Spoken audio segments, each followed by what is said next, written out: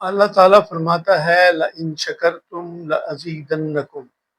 وَلَإِن كَفَرْتُمْ إِنَّ عَذَابِي لَشَدِيدٌ کہ لَإِن شَكَرْتُمْ اگر تم شکر کرو گے لَأَزِيدَنَّكُمْ تو میں تمہیں زیادہ عطا کروں، وَلَإِن كَفَرْتُمْ اور اگر تم ناشکری کرو گے، کفران نعمت کرو گے۔ کفر کا مطلب ہوتا ہے انکار، تو نعمت کا انکار، ناشکری کرنا، اللہ نے سب کچھ بھی عطا کیا وہ ہوتا ہے تو پھر بھی انسان ناشکری کرتا ہے۔ تو اس کے بارے میں فرمایا کہ اگر تم جو میری دی ہوئی نعمتوں کا کفران کرو گے، ناشکری کرو گے، ان عذابی لشدید تو میرا عذاب بہت سخت ہے۔ ہمارے یہاں رزق کے معاملے میں لوگ بہت پریشان رہتے ہیں۔ خیر یہ تو ہمیشہ سے مہنگائی اور اس طرح کا جو سلسلہ ہے چلا آ رہا ہے جب سے ہم نے ہوش سنبھالا ہے، بلکہ ہوش سنبھالنے سے پہلے ہی مہنگائی کا جو شور شرابہ ہوتا رہتا تھا، اور پھر انسانی فطرت میں زیادہ ہونے کی خواہش بھی ہوتی ہے، جیسے کہ ایک روایت میں بھی آتا ہے کہ ایک وادی اس کے پاس ہونے کی ہو، خزانے کی ہو، تو اس کی خواہش ہوتی ہے کہ میرے پاس اس جیسے ایک اور ہو۔ تو اس طرح کی جو خواہشات ہوتی ہیں وہ انسانی فطرت کا حصہ ہے۔ تو جب انسان اچھا پھر اس میں یہ ہوتا ہے کہ آج کل کی مہنگائی کی وجہ سے کچھ ایسے حالات پیدا ہو گئے ہیں کہ لوگوں کا ہینڈ ٹو ماؤتھ والا جو معاملہ ہے کہ گویا کہ وہ بہت زیادہ مالی پریشانی کا سامنا کرنا پڑتا ہے۔ بنیادی ضروریات زندگی تک پہنچنا ہی بڑا مشکل ہو گیا ہے، اتنی بے برکتی ہو گئی ہے۔ تو اللہ تعالیٰ یہ فرماتا ہے،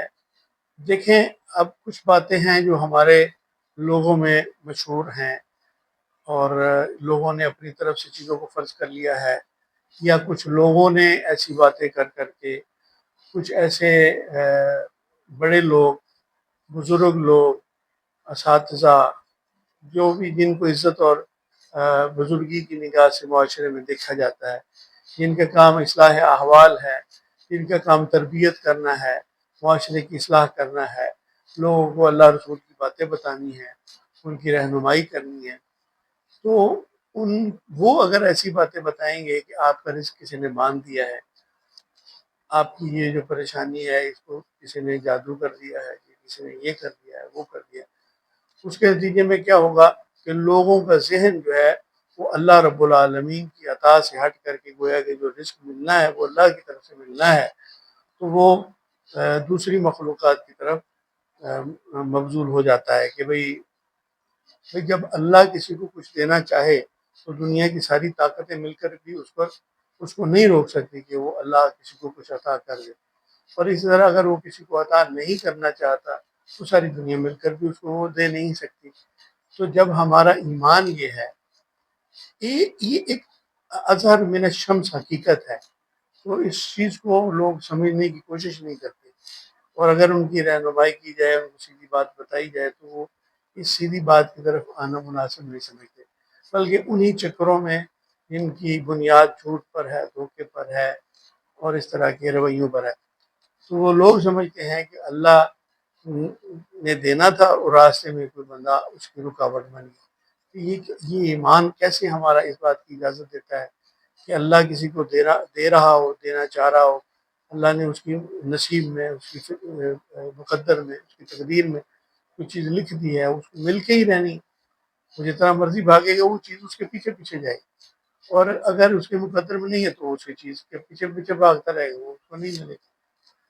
اور اگر انسان یہ چاہتا ہے کہ جو اس کو مل رہا ہے اس سے زیادہ ہو جائے، اس کی نعمتوں میں اضافہ ہو جائے، اس کی برکتوں میں اضافہ ہو جائے،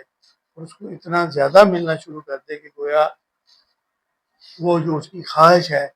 اس کے مطابق اس کو زیادہ ملنا، جو اس کو مل رہا ہے یا آج تک مل چکا ہے اس سے زیادہ اس کو حاصل ہو جائے، زیادہ مل جائے، رزق میں ساری ہی چیزیں آ جاتی، تو پھر وہ کیا کرے؟ تو شکر۔ ایک ہی طریقہ ہے، ایک ہی فارمولہ ہے، ایک ہی ذریعہ ہے اللہ رب العالمین کی نعمتوں، اس کی مہربانیوں، اس کی کرم نوازیوں، اس کی عنایتوں، اس کی عطاؤں کو حاصل کرنے کا، کہ انسان کیا کرے؟ شکر۔ تو ایک بزرگ تھے، نام اب میرے ذہن سے محو ہو گیا ان کا، شفیق بلخی تھے شاید، یا ایک اور دوسرے بزرگ تھے۔ تو انہوں نے ان سے پوچھا کہ آپ کو یہ جو مقام ہے ولایت کا، یہ بزرگی کا جو مقام حاصل ہوا ہے، یہ کیسے حاصل ہوا؟ تو انہوں نے کہا کہ مجھے مل جاتا ہے تو میں شکر کرتا ہوں، نہ ملے تو میں صبر کرتا ہوں۔ انہوں نے کہا، جو بزرگ جنہوں نے سوال کیا تھا، کہ یہ کام تو بغداد کے کتے بھی کرتے ہیں۔ وہ حیران ہو گئے کہ اچھا ہاں یار، واقعی بات تو صحیح ہے کہ مل جائے تو شکر تو سارے ہی کرتے ہیں، نہ ملے تو صبر بھی سارے ہی کرتے ہیں۔ تو انہوں نے کہا کہ آپ کیا کرتے ہیں، آپ کیا کرتے ہیں؟ انہوں نے کہا کہ میں کیا کرتا ہوں، میں یہ کرتا ہوں کہ مل جائے تو شکر کرتا ہوں، نہ ملے نہ ملے تو شکر کرتا ہوں، مل جائے تو بانٹ دیتا ہوں، اللہ کی عطا، اللہ کی عنایت اللہ ہی کے بندوں میں تقسیم کر دیتا ہوں۔ کہنے کا مقصد یہ ہے کہ انسان اگر شکر کرتا رہے اور اپنے جو اس کو مل چکا ہے، اس جو جس کے پاس وہ نعمتیں نہیں ہیں، اگر ان کی طرف انسان دیکھے تو انسان ہمیشہ مطمئن اور پرسکون رہتا ہے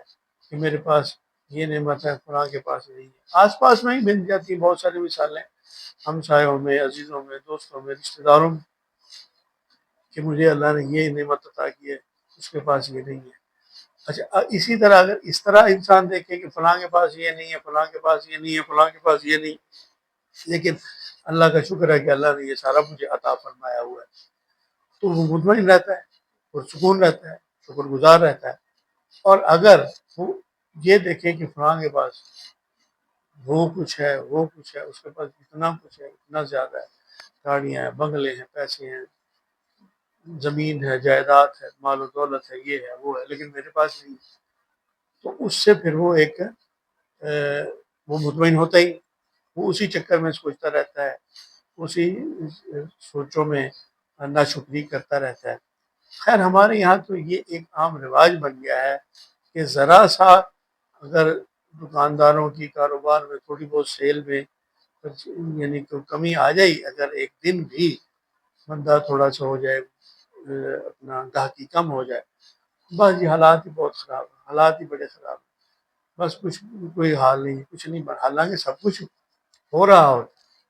سب کچھ مل رہا ہوتا ہے، ذرا تھوڑا کم ہو جاتا ہے تو بندہ پڑ جاتا ہے، نقصان ہو گیا، یہ ہو گیا۔ تو اللہ کو شکر پسند ہے، ناشکری اللہ کو پسند نہیں، اس نے خود فیصلہ کر کے فرما دیا۔ تو اس لیے، اور انسان کے اپنے سکون اور اطمینان کے لیے جس حالت میں وہ رہ رہا ہے، یہی بہترین فارمولہ ہے کہ وہ اسی بات پر مطمئن رہے کہ جو مل گیا اس پر شکر کرتا رہے، نہ بھی ملے تب بھی شکر کرے کہ فلاں سے فلاں سے فلاں سے فلاں سے مجھے تو نے بہتر رکھا ہوا، یہ کبھی نہیں سوچنا چاہیے کہ فلاں سے مجھے کم تر رکھا ہوا، جن سے بہتر رکھا ہے ان کے بارے میں سوچنا چاہیے۔ تو اللہ تعالیٰ شکر کی توفیق عطا فرمائے۔